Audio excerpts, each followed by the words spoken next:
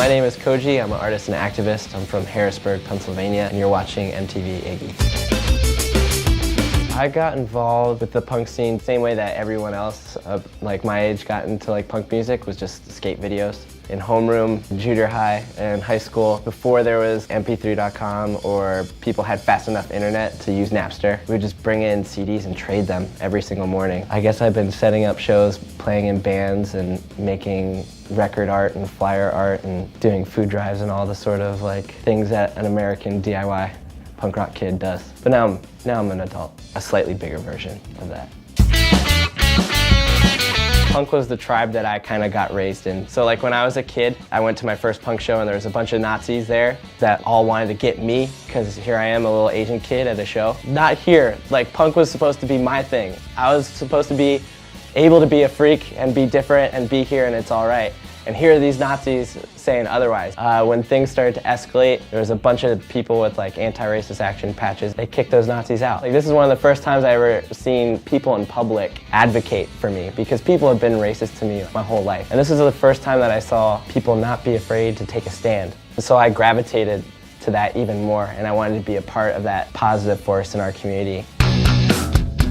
My album, Crooked in My Mind, is my coming of age story. In abstract terms, I'm talking about this sort of narrative arc of what it's like to step out into the world. And I realized very quickly after I started playing music that things like the pain and suffering of life, those things don't fall by the wayside because you're doing something that's like true in your heart.